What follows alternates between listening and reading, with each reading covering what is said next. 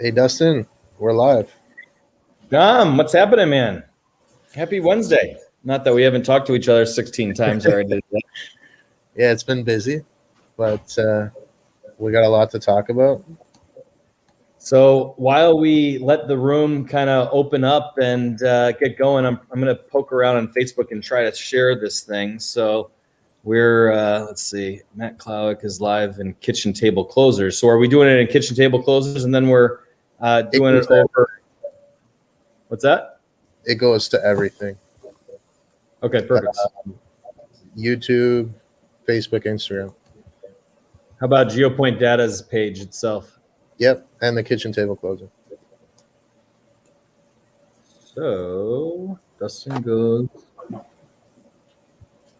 He's live now. Look at that. Sweet. There's 4 people. That must be Matt. 6 people. Ooh, we're popular. We must be. They want to hear about what happened with these cats. Let's see. Share this. Copy link. Do you want to share your screen? Yeah, in a second. Give me 1 second. I'm going to put it on my personal feed. Let more people hang out here. Watch, post. Maybe I'll tag some of my closest friends.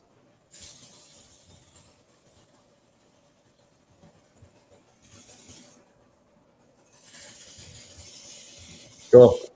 Well, I'm excited to talk about. You want to know what's happening right now as we speak? What's happening? We are in the midst of the battle of the century for the actual cat house.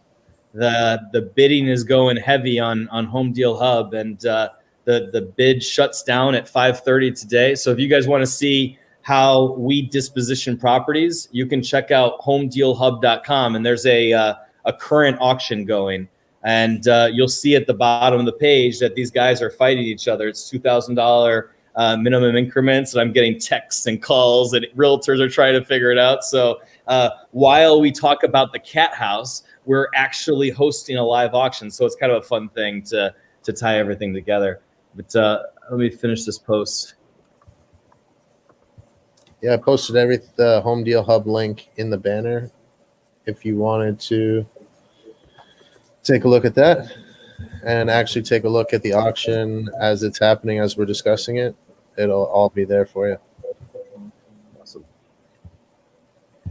Oh, well then, I won't keep the suspense waiting. So we're here to talk about data, and we're here to talk about how we can use data to create off-market opportunities. And as everybody knows, right now is one of the craziest times that I've ever seen in real estate. And I've been in real estate since 2003 is when I moved to Arizona. So it's pretty amazing the nature of the environment. We are coming off of 2008 economic markets crashes, and we haven't been building for such a long time because real estate took such a massive dump that there's been all of this pent up millennial inventory. And so that on top of COVID and pumping cheap money into the economy has just allowed the real estate market to explode. And so from a wholesaler or a realtor's perspective, real estate professionals that are looking for home sellers, Dom, you know a little bit about our customers' experiences. It's getting harder to find inventory, right? Have you heard anything from word on the street from anybody talking? I talked to people today that said they've been struggling to have a deal. They haven't had a deal in over a year. I mean, I talked to a lot of people too that are getting deals. It's kind of a roller coaster right now. No one really knows what to do. Some markets are hot, some markets not so much, and there's a lot of competition out there. So a lot of competition. So we're in Arizona, and Arizona is the breeding ground for all of the real estate disruptors, the guys that are using data and using really, really ninja techniques to communicate with home sellers. And we're still able to get deals. So I think that's kind of why we're here, is to how to utilize, some of the the data dives, or how to use. We always frame it as a napalm, shotgun, and rifle data and marketing strategies in order to really find these properties. So I have a story to tell. It's the story is pretty amazing. We over the past let's see, 2003, so 14 years I've been doing real estate, and I have had 2 incremental stories. Dom, can I tell stories? Is that what we're here to do? We're here to tell stories. So the first story is well, I got 3. I'm gonna narrow down what I'm thinking. The first story is, a girl. She had an estranged father. He was a drug dealer. Girl lived in Chicago. I happen to be from Chicago. So me and the girl hit it off. We're talking about things that we know mutually, and unfortunately, her father was no longer with us because he was a drug dealer, and someone, as soon as he opened up the door, someone shot him in the chest with a shotgun, right? So, I basically had, what's that? That's insane. Yeah. So when you're buying a house like this, you have to just kind of ignore the problems, and you just kind of have to step over, because the medical workers that come and clean these things up, they're not there to spit shine the floors after someone's gets blown up with a shotgun. It's not funny at all, of course, but that used to be my best story. And then the other one was, so we had a house in Mesa, Arizona, and Mesa has always been kind of it's an up and coming community, we'll call it, right? Is that a realtor term? What's that? Is that a realtor term? Yeah, exactly. It's a transitional neighborhood. A transition. So we were in a transitional neighborhood, and unfortunately there was a lady that was dealing with some mental illness, and she had lived in a home by herself in Mesa that didn't have running water or electricity for over 3 years. So she used a bucket for for feces, for using the restroom, and she would I don't know, she'd figure out how to rinse out the bucket maybe, but it was terrible. And so she also really didn't want to, because she was addicted to drugs, and she didn't want to go into any of these government facilities. She was very serious about staying in her home. So she had written all over the walls, Adam and Dustin. Adam was my partner at the time. And so Adam and Dustin, stay out of my house, writing on her own home, inside of the walls, across the walls, stay out of our house. So these unique situations, I mean, life happens to people, and some of these stories are terrible and disgusting and awful and really sad, but there's normal situations, like a senior with 2 stories. I mean, that's a popular data point at GeoPoint, right, Dom? Yeah. So Dom, talk about why seniors with 2 stories would be a legitimate data point. Well, I mean, typically you want to focus on owner occupied when you're filtering that kind of stack. So owner occupied 60 plus 2 story. A lot of people are downsizing. They got stairs in their home. Likely it's a larger home. They maybe don't even need that much space. So we call it downwards trajectory of life. And I think that's a very underutilized stack, to be honest. I completely agree, Dom. It's so there's so many different inferences that you can make with age, right? So if you look at all the houses across the United States of America, maybe the average is 5% sell every year, right?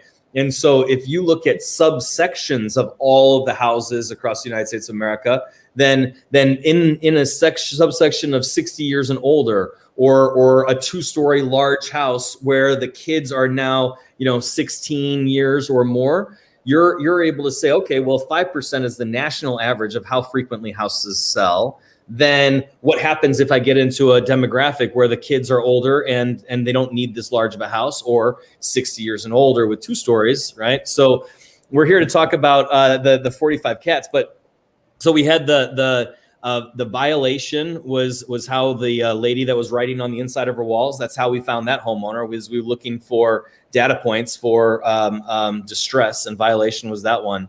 For the guy that was had his chest blown up with a shotgun, that was a vacant home. That was the U.S. Postal Service vacancy indicator, and a death.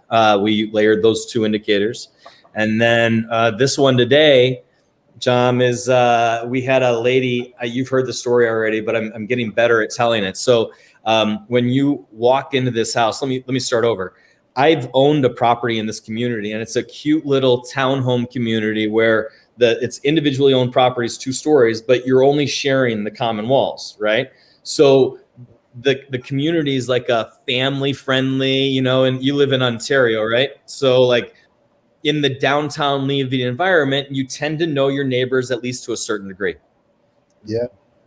This lady was a hoarder. She was kind of a separated from the rest of everybody. So nobody knew that this lady had passed away. And 4 weeks went by.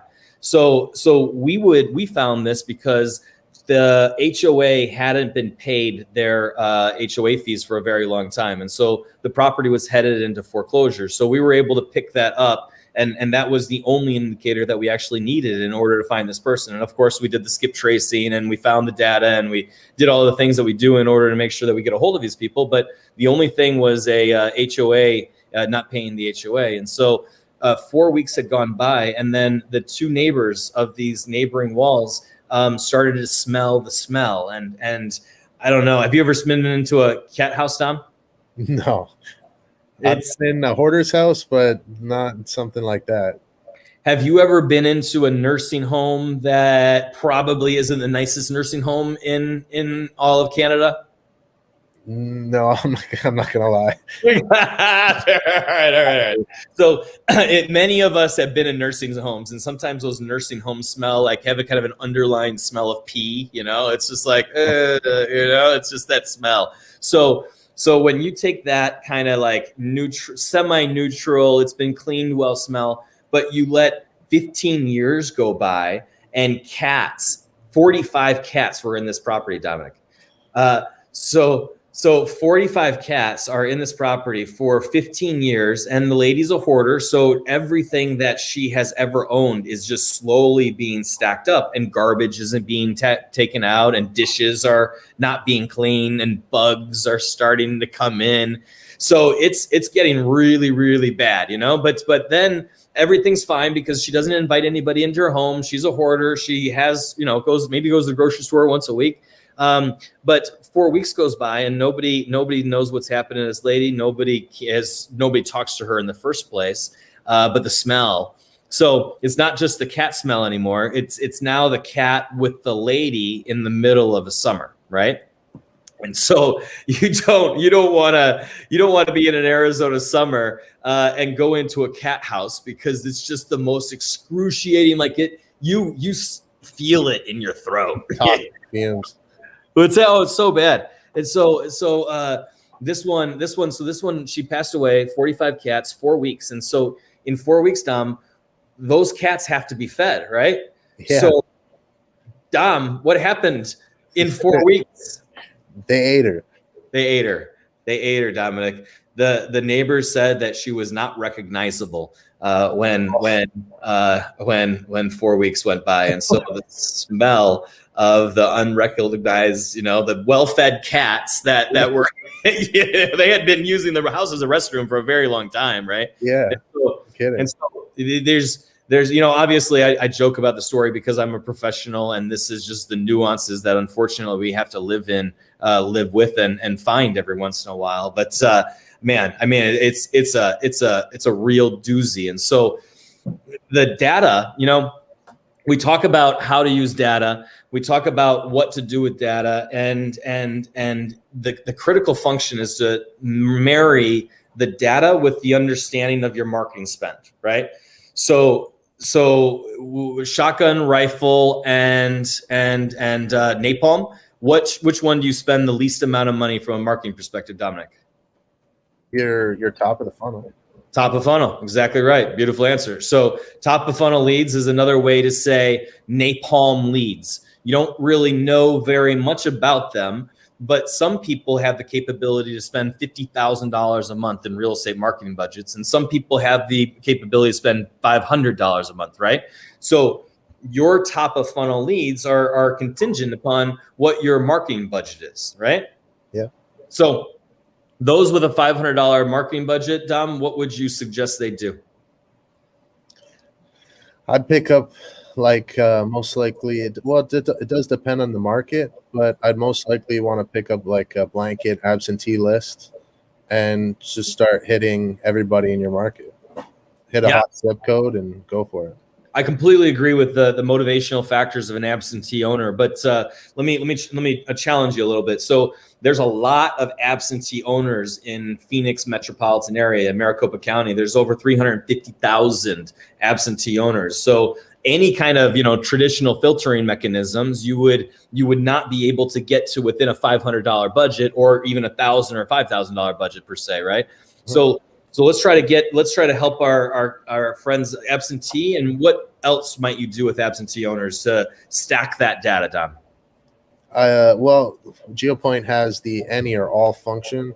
So depending on the size of the market, you could throw on a vacant with low credit, and that would be pretty hyper targeted, more like a rifle approach. Or you could just dial it back and do something with the any function, which is going to be like a vacant with low income, low credit, or 60 plus, and Sure. you get a little bit of a mixed bag. I agree with you, Dom. John, can you see my screen? I don't know if you can see yourself or me. Can you see my screen? Yep. So are you seeing our website? Yep. I don't know. I want to give people a little sneak peek of 2.0. Is that a good idea or a bad idea? I get Matt calling me saying, no, don't do it, don't do it. So we got guys, we have GeoPoint 2.0 coming out this week. And we're so excited about the user interface. It's probably going to be the easiest thing that anyone has ever used in the data industry. At least that was our goal. So we'd love to get you guys' feedback as first customers on. I think we're coming out. Dom, when are we going to launch that one? I think we're launching Friday. It's awesome. So let's say we're focused on text messages, and so you need to have contact information. Yes, I want contact information. No, I don't need contact. Yes, contact information. And then we're going to pretend like we're looking for this cat house in Maricopa County, right? So we're going to go to Maricopa County, AZ. You can see then we're going to go to absentee. And then this is what Don was talking about, right? So all of the selected motivators, Don, what does that mean?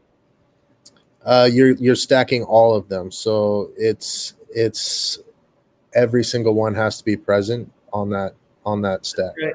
Yep. So like I help, I don't program, but I help people. So it's an and or function, right? And so if you have vacant and 60 years and older, then both of those two flags, both of those stacked data points have to exist, right, Dom?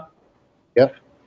So Dom, what would a vacant house with a age of 60 years and older potentially indicate? A tired landlord. Vacant house. Oh yeah, good point. We're in absentees. Let's do owner occupied. Let's stick with your ad. No. You're good opportunity. So let's do absentee owner, 60 years and older. That's definitely a tired landlord. And let's see what happens. So, what is our typical customer doing? Single family, 2 to 4 plex, Dom? Yeah. And then maximum sales date? I typically do 5 or 6 years, depending on how targeted. Maricopa's got a lot, so you could. Yeah, you can almost go 3 years because how fast our market's gone up. But let's go 5 years just for fun. I like everything built before 2000, and I want a maximum purchase price in my market of $350,000. So let's see how many absentee owners, tired landlords, right? 60 years and older. You do not want to be hustling around, painting, getting calls about a broken toilet at 3 in the morning, right? So tired landlords. Let's go ahead and see what's going on here.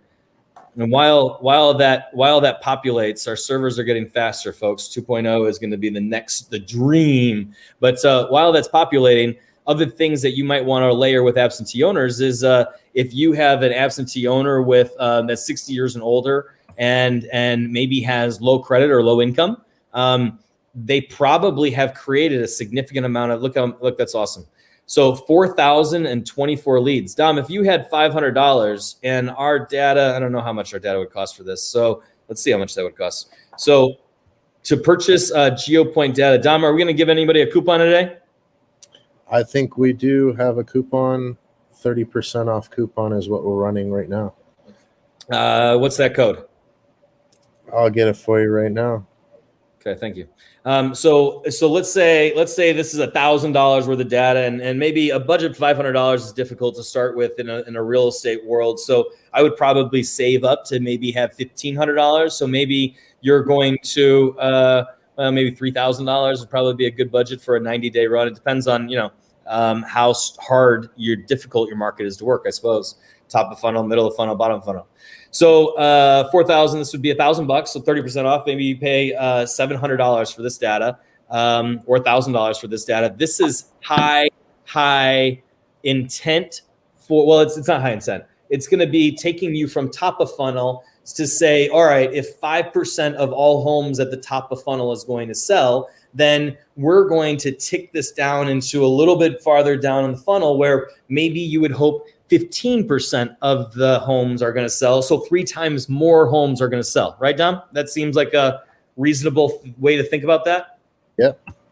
So 60 years and older and absentee. Now, if you do 60 years and older and you do absentee and you do low income and you do low credit, I don't know what additional, I don't know how many additional we're going to get out of there, but we'll find out. Because remember, we're doing the and function, so it has to be all of those. So I'm going to expect maybe 60 or 20 or 15 or I don't know. I have no idea how many I expect, but it has to be a qualify in our algorithms for a low credit score, and this is a syndicated credit score, and it has to qualify in our algorithms as potentially low income, and it's syndicated. So there's 73 of those, and so you can use all of these filters to kind of slowly decide how narrow or how close, how middle of the funnel you're going to try to get with your leads. Does that make sense?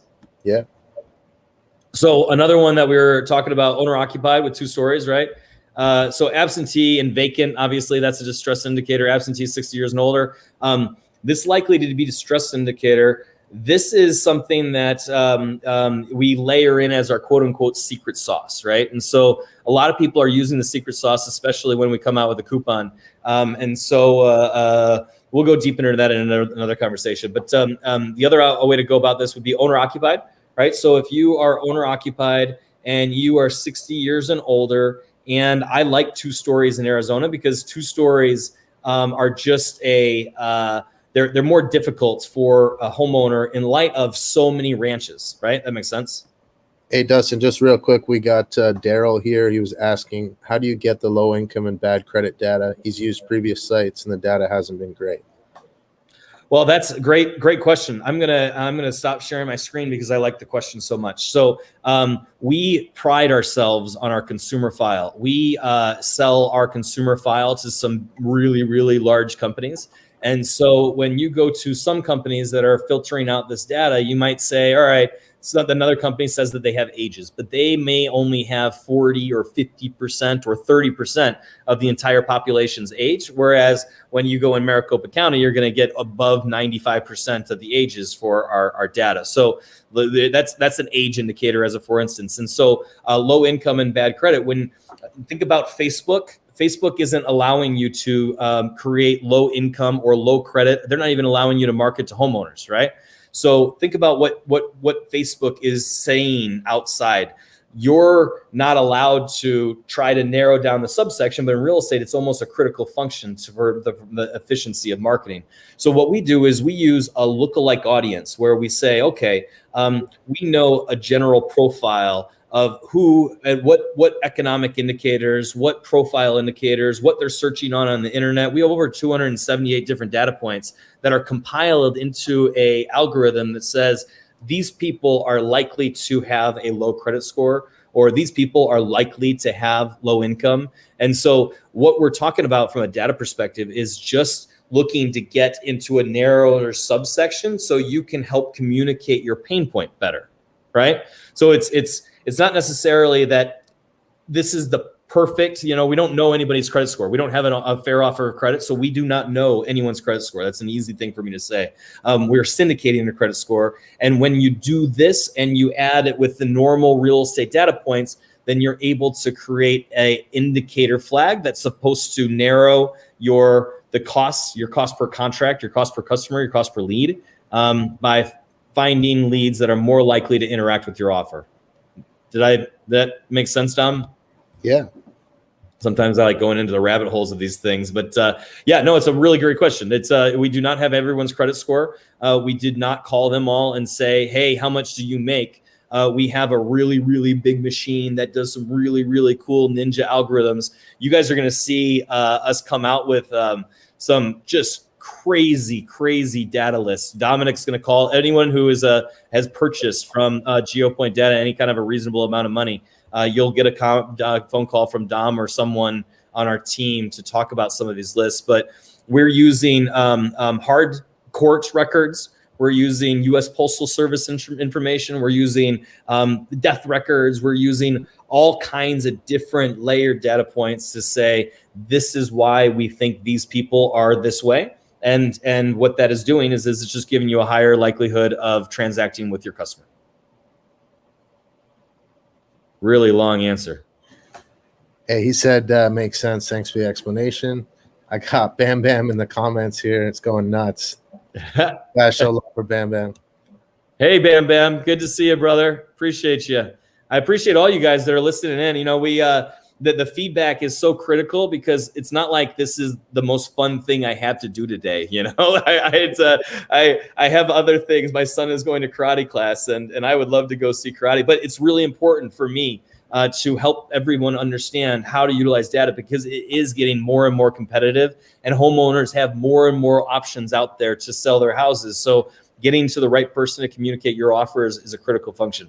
So cat house, right? So we're talking about data. We're talking about the cat house. We're talking about, you know, things that will help those indications. So I'll share my screen one more time and kind of poke apart another couple simple data points. Let's see, share again, application window. Dun, dun, dun. So here we are. Yes, I want contact information, Maricopa County. We're doing owner occupied. And so we did the and function, Dom, but explain the any function to everybody. Any function's like a mixed bag, I like to say. It's a little bit of vacant, a little bit of low credit, 60 plus. You're kind of just mixing all those different data points under the blanket of absentee or owner occupied. And I think it's good for split testing as well. So you can actually figure out what part of your list is performing better. No, it is a good idea, Dom. So I'm going to ask you to take over the conversation. I'm going to try to find what actual deliverable GeoPoint data. We're stacking. We're giving you data points. So the best thing that you could possibly do is have if you're using text messaging or an auto dialer or whatever, you need the capability to export all of your disposition results. Disposition is not sale of a house. That's also disposition. But like when you hang up a call in the call center world, you're dispositioning the call and you're saying what happened, right? So if you get a whole bunch of screw offs, that's normal, right? But if you get a couple maybes, then you want to go back into your data and figure out what data points those were. And then you want to double down on the couple maybes, right? And then the more you can double down on the business that works, the more you can get to a level where you can start opening up new marketing channels. Like maybe text messaging is where you start, but or door knocking might be where you start, the cheapest thing available out there, right? Door knocking, text messaging, mailers, phone calls, whatever it might be. Does that make sense? Yeah. So let's do likely to be distressed homeowners. So we're going to do 60 years and older, and we're going to say any of the selected motivators. So we're going to say vacant or low credit or low income, and we're going to leave high income and high credit off of there. And then we're going to say or empty nesters. Now there's probably going to be a lot of these. So this likely to be distressed function, we're going to go because we have a pretty broad filter. Likely to be distressed is going to hopefully get us from, top of funnel to really strongly, we're not in the middle of the funnel yet, or else we'd have a lead, right? But somewhere above middle of the funnel and top of funnel. So I'm going to go ahead and see what happens here. View available counts with the likely to be distressed. So guys, we layer in all kinds of different data. We don't put death or we don't put death records inside of that one because we want people that know about death to be able to, track down relatives as opposed to text the owner who passed away, unfortunately, right? But everything else that would be distress related, like a personal situation, downsizing, financial distress, over encumbrance, not on the house, but to debt generally, divorce, what are all the evictions, all these different distress points are layered into this secret sauce button. But here we have the any function layered with the likelihood to be distressed. So you're able to kind of narrow it down to a smaller window, middle of funnel, as opposed to if I take off this likely to be distressed function, then it's thinking, it's pinging our servers, deciding how many records are available, and thinking longer than I would have hoped. Well, you know how technology works. Every time you demo it, it breaks. Yeah, I know. And then we've been so lucky. All right, without that likely to be a stress indicator, there was 11,000. With that likely to be a stress indicator, there was 1,000, right, Tom? So you got to look at what your budget is. You got to decide what you're really trying to accomplish and how you're going to accomplish it. But if you start, narrowing down your funnel like this, then you really want to put more effort into these things than just sending them one single text message one time, right? Yeah. So how many times do you recommend they reach out to one lead?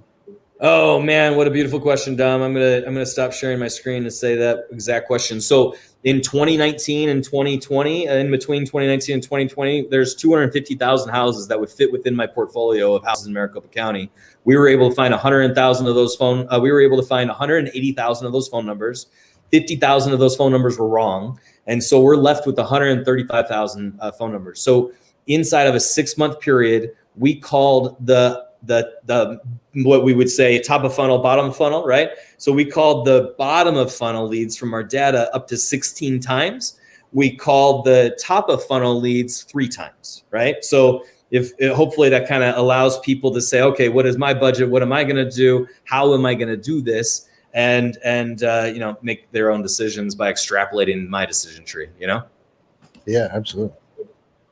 How many times should you contact a lead? So as many as your budget can afford is one answer. Another thing that we're talking about, we have a thing that didn't go as we finally figured out how to use StreamYard and all this cool technology. So we have a thing that we're trying to cut up, and it's me and Adam from Smarter Contact that are communicating. And so we're talking about, okay, do you recycle phone numbers? How many times are you going to be able to send a message through one phone number, right? And so if you have a text message platform that allows you to send 3 messages from one phone number, then imagine what you're doing. I wish I could show I might be able to do this. I can't wait. No, you guys are going to see all my personal stuff. So I have a text message. Somebody had got terrible data. He's sending me, hey, do you want to sell my office building that I have an office in, right? So he's like sending me the same text message 8 times in a row over the past 9 months. So he's never rotated a phone number, but imagine what you can do if you don't rotate the phone number and you can get 3 text messages in. You're able to create a storyline. The first text message is the intro, haha, hey, it was too much work to drive to your house, so I decided to send you a text message. Right? That would be a funny way to catch someone's attention. It was too much work to drive to your house, so I decided to send a text message. Have you considered selling your house? Right? And that might be as simple as that. Or if you want to capture attention and try to say, this is exactly who I'm talking to, your house at 123 East Main Street, right? So that might be the intro text message. And then if you're using the same phone number, have a service that can give you the same phone number, then the second text message might be a week later. Like they didn't respond. They didn't say screw off. They didn't do anything. But a week later, you might say, haha, well, I guess that one didn't work. And then you might just say, listen, I have some magical story. My father is looking to purchase. This is actually my magical story from 2003 to 2010 when I started raising money. So my father was always the guy that had the money, and actually was the guy that had the money. And I would go and negotiate to purchase these houses on behalf of my father. So the story might be you have this magical buyer who God has literally blessed in this local community that your seller is in, that you're communicating with. And because this very moment, the stars have aligned, that seller has the opportunity to get more money than they've ever gotten before in their life, right? So if the first text was a kind of a joke and the second text was, I get you more money than anyone else with the convenience of selling to an investor, right? And then the third text message might be some kind of education, right? You might be able to frame yourself as an authority figure by saying, hey, Absolutely. Click a link to this article, right, Dom? Yeah. Can you imagine if you were able to link them to your website and you wrote an article, 500 words about why the market in, I don't know, Louisiana is shifting or has shifted from a seller's market to maybe a buyer's market when that happens eventually, right? So I think that to answer again, I go to rabbit holes when people ask questions. So careful asking your question, I'll answer it. The answer is as many times as you can afford for the value of that data type, right? So if you can frame a brand, if you can frame a storyline in your text messaging, and you can afford to send them 3 text messages, that might be a minimum for a data point that you care about or a data stack that you care about. But then if it's a data stack that you really, really like, the rifle lead, that might be shotgun, right? 3 text messages for shotgun. And then for a rifle, you might be 9 text messages by the time you give up. Just keep on asking for a no. Like the best thing a salesman can hear is the screw off, right? Because then you're serious and you're just not going to communicate anymore. So get 7 no's and you haven't gotten your screw off yet, then you keep on trying. So ask for it. Ask for more no's, just tell me when you're going to sell your house. Well, what would it take to sell your house? We always use the line when cold calling. Would you sell your house for $10 million? You guys should try it. So you go back and forth and they say, no, I'm not going to sell my house and for at least 18 months. Well, what if I get $18 million? $18 million? Oh, I guess I'd sell my house for $18 million. So you open up the conversation to let them communicate about what it would take to sell their house. And then at least you have a conversation. Yeah, they might leave with a laugh. That's it, right? And so you have a job, right? My job when I was representing my dad's money to buy houses in Arizona, my job was to get my dad a great deal. It's transparency. Hey, I got to buy a house and I got to be able to remodel that house and I got to be able to make money. Does that make sense to you? Does your house fit in that criterion where I'm going to be able to remodel the house and make some money? And if they say, no, I just remodeled my house in 2 years, then you got a great answer, Mm-hmm.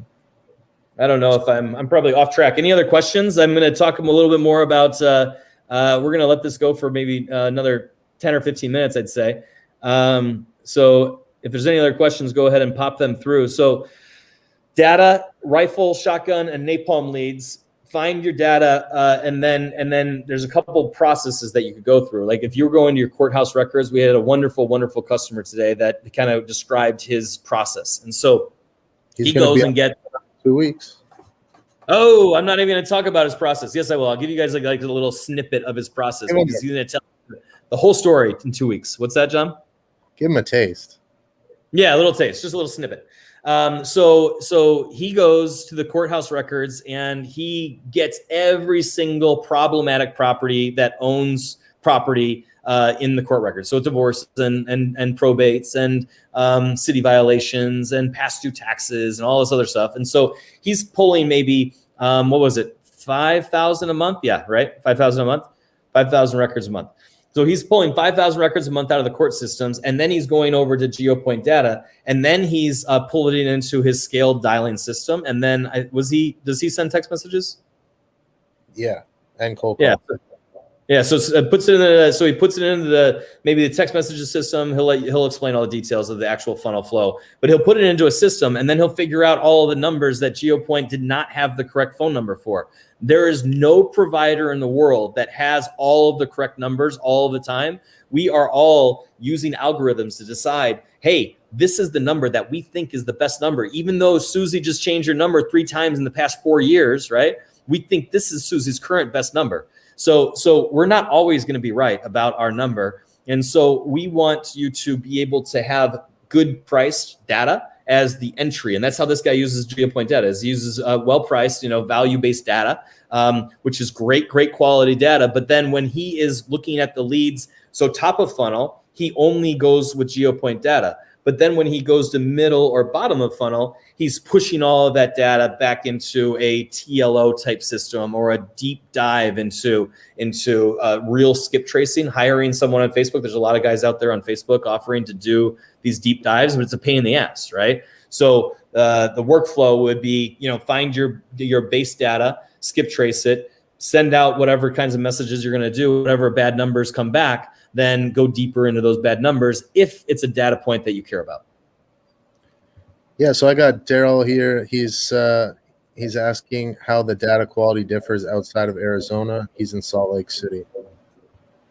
Salt Lake City is my favorite place in the world. If I in 2003, I was traveling around the United States trying to decide where I wanted to live, and I couldn't figure out how that sleepy town in 2003 was going to be the metropolis that it is today. So great market. I'm not going to say that there's much difference between Arizona and Utah. We're a national data company. Our sister company sells $22 million a year in data. We built a bunch of ninja machines to go in and find the best data points as they apply to the real estate world. And so I would love to have you test this out, Daryl. We're doing a thing. If you and Dom want to get offline, we're doing a thing with customers that are willing to give us KPI feedback back. KPIs, key performance indicators. So we're willing to discount our data if you're willing to tell us how the data is in Salt Lake City is a pretty good answer. Doesn't that make sense? Yeah. So city should be great. My answer is Salt Lake City is not a non-disclosure state. Salt Lake City is a Western state with updated data systems they're pretty fast to update. So I would hope that we would do great in Utah, but I would recommend the exact same strategy that I just described, you know? So data.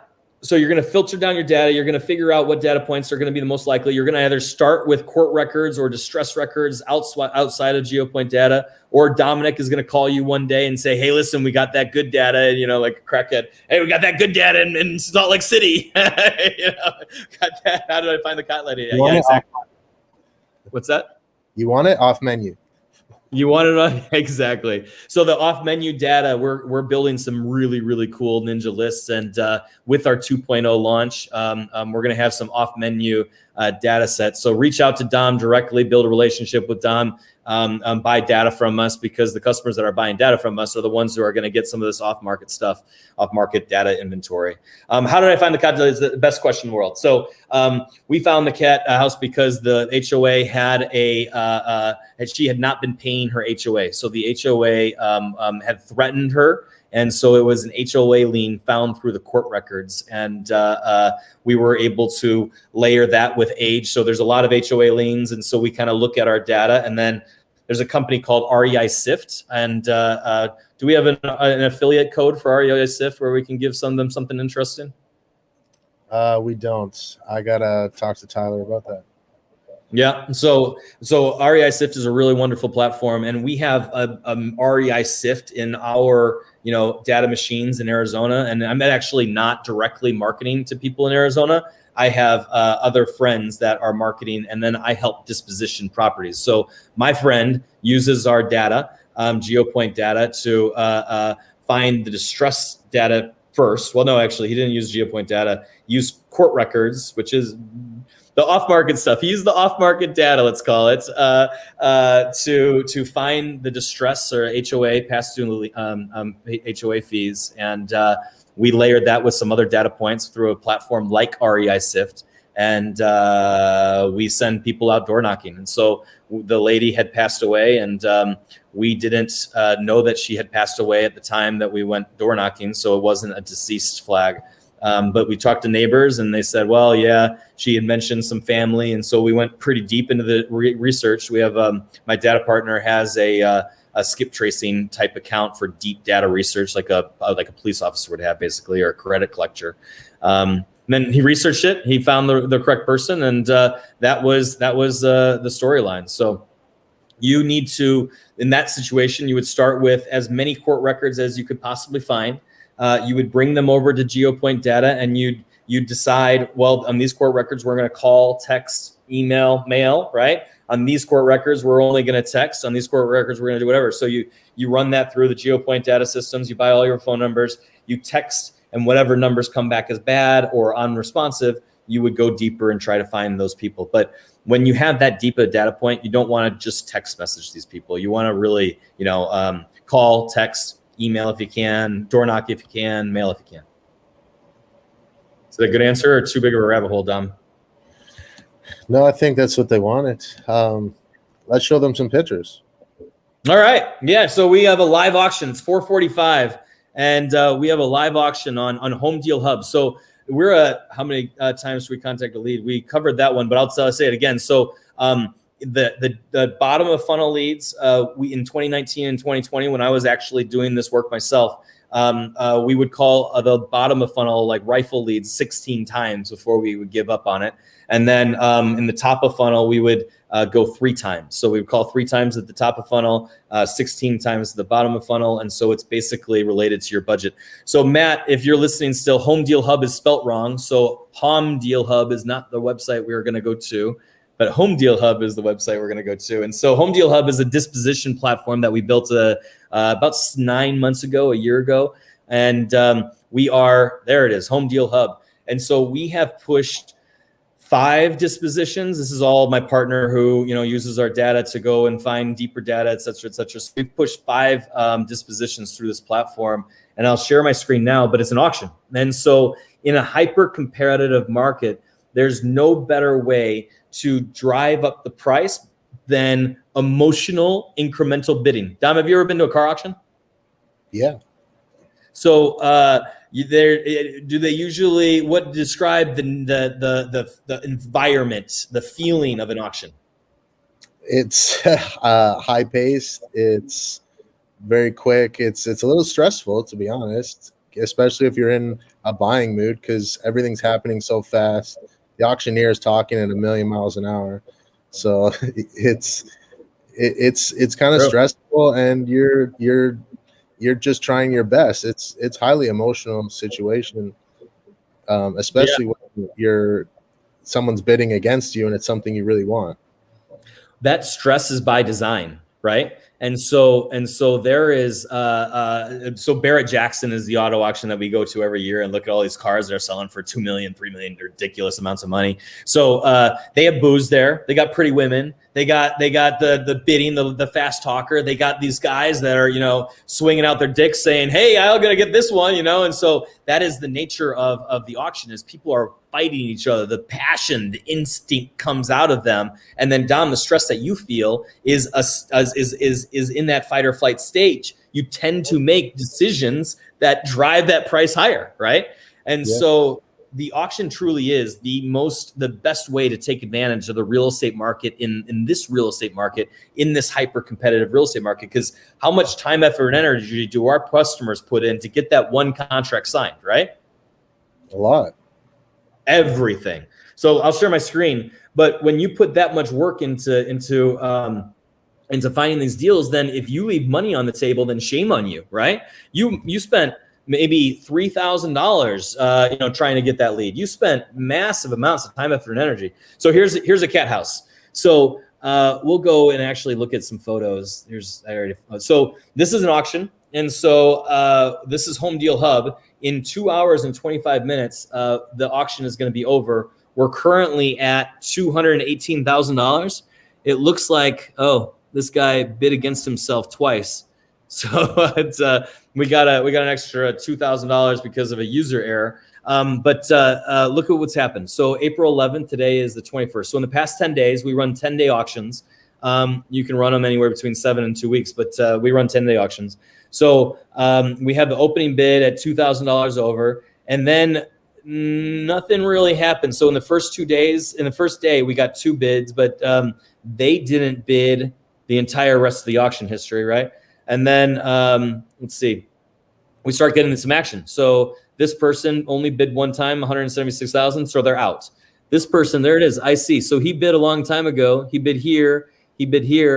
And so $178,000. So we got all these people bidding against each other. And every time that bid happens, they're competing, right? They are all getting a notification that, hey, it's $2,000 higher. Would you like to take that next $2,000? So the auction is working really, really well for anybody that's doing any more than, let's say, 3 or 5. You're doing 3 or 5 deals a month. We'd be very interested in having a conversation with you about how we might be able to help you beta our auction platform in your market. But let's look at the cat house. So here's the photos. Hey, Dustin, Bam Bam saying he's trying to figure out what holds buyers accountable. Oh, great question, Bam Bam. So I will show you. We have a proof of funds and a notification process. So we have a requirement when you go through the bidder registration. You have to give a picture of your photo ID and you have to give a proof of funds. And so I'm actually going through and approving every single one of those people to bid. Did I answer that question, Dom? Yeah, and Daryl here says, how much EMD do they have to put down? Is it credit card, PayPal, etc.? Yeah, we have the capability to do credit cards as an earnest money requirement, and we haven't turned that function on in Arizona because I know a lot of the people that are bidding, and I know how to kind of figure out who these people are. But Bam Bam, if we're going to go into your market, we could create that same the protocol of actually taking a credit card deposit, and that credit card deposit could be up to the full earnest money if you wanted it to be. But we would more so expect to use that credit card as a way to filter bad actors from the auction platform. And then what we do is at the end of the auction at 5:30 tonight, we're going to notify the bidder that they won. And if they did win, then they have to deposit non-refundable earnest money by 10 a.m. tomorrow of $5,000. So that's how we handle it. Yeah, Pete said he wanted to give it a try out. He think he's got a couple deals in Charlotte, North Carolina, he was saying. No, man, Charlotte's great, buddy. I'd like to talk to you a little bit deeper about some of these off-market lists that we're building. We've got one coming out in Charlotte, so we'll talk more no matter what. But yeah, that'd be great. I'd love to try it in Charlotte, North Carolina. I'm excited about that market because we are targeting in that market. So let's see what we can do.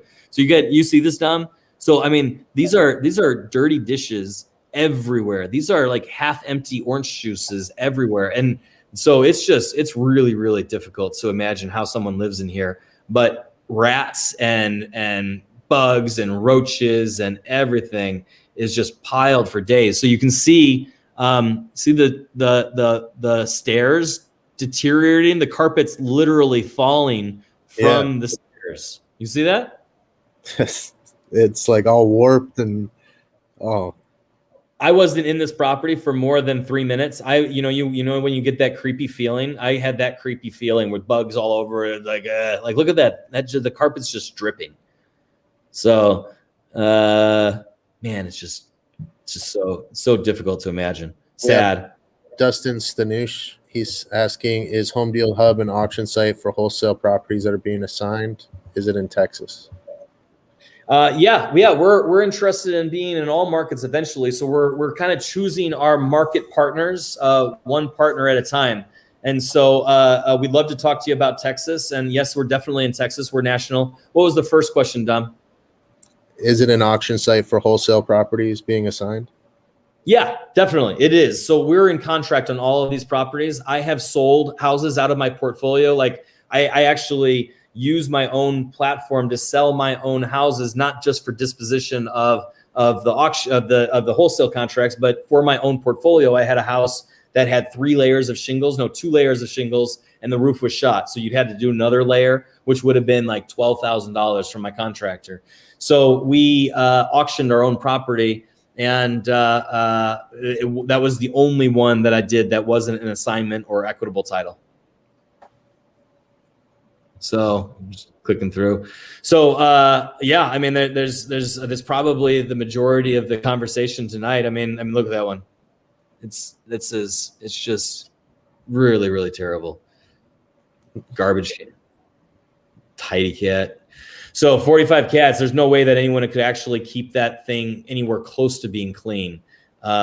So it's a difficult situation, but this is the nature of our business. We're finding homeowners that this guy didn't know this lady very well. He was the only living relative. He was in Montana. No, him and his sister was in Montana. They're splitting their side of the proceeds, and everyone's going to walk away happy, including the buyer, because they wanted to pay the amount of money that they paid. But the thing about the auction is that I would have normally called up my buddies and said, hey, listen, man, I'm sorry, but I'm going to try to charge you. And then I would puke a number like $200,000. But you can see that we're at $218,000 right now. So we don't know what the market is going to pay until you get into this competitive bidding environment. And then people are making their own decisions, right? So if the person doesn't show up with their earnest money tomorrow at 10 a.m., then no big deal. We have the person that bid $2,000 right below them, and we'll be able to help these people consummate a deal. And what would you recommend they go in? Like, if someone were to be using that like the 170,000 you put down, is that including like, is that the money you're willing to get if no one bids?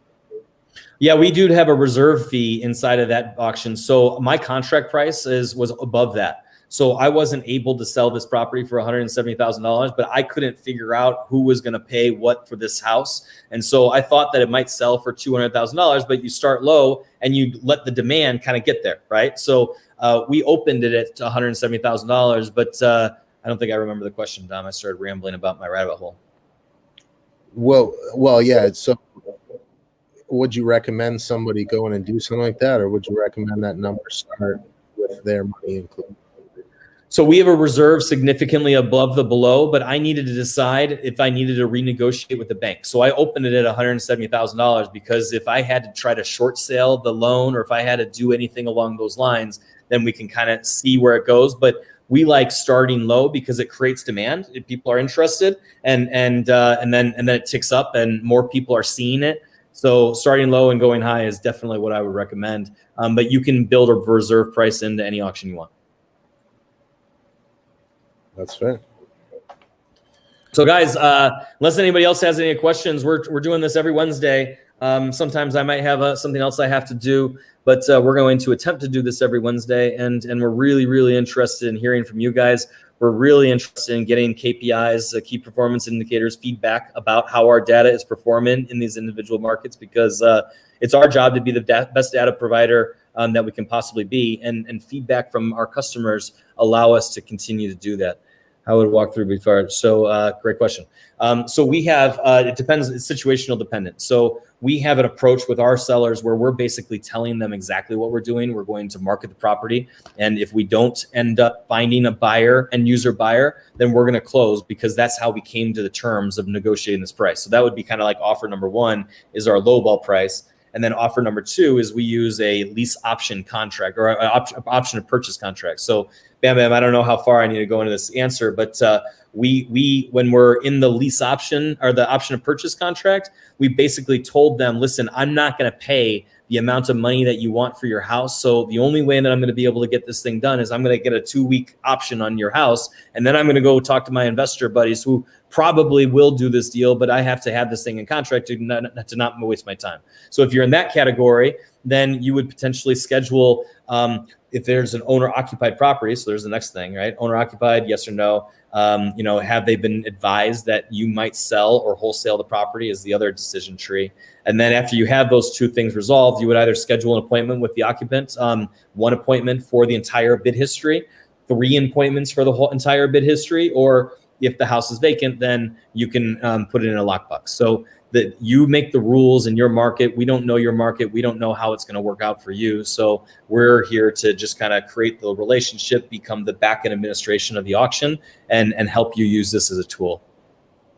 Cool. Yeah, Bam. So I'm assuming you're talking about the option. So yeah, let's go Home Deal Hub to Texas. Yeah, baby, I'm ready.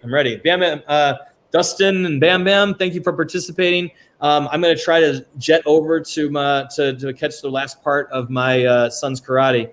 So yeah, reach out to Dom. Dom, you want to send off? Yeah, appreciate everyone coming. It's the first live that I jumped on, but yeah, it was a lot of fun. And we have next week GeoPoint 2.0 launch and maybe a bit of a special guest. Nice. Yeah, I don't even know who that special guest is, so I'm excited to find out. Cool. Hey guys, Daryl, thanks Dustin, Bam Bam, everybody that participated, and we're really excited to work with you guys. And seriously, the critical function here is feedback from you guys. What things are working, what things are not working. If you would be so kind and send your disposition results for anything, bad numbers, good numbers, maybes, not interested, screws off. We will love to look at that data and help you decide how to own your market better. So with that, thank you again, Dom. Thanks for helping me out here today. And yeah, I think that this format's better. What do you guys think? Is this a good format where we can kind of interact instead of just hearing me drone on about whatever I feel like talking about? Yeah? I think it's good. I think so too. All right. Cool, guys. Thanks again. Happy Wednesday, and we'll see you next Wednesday. Signing off. See you guys.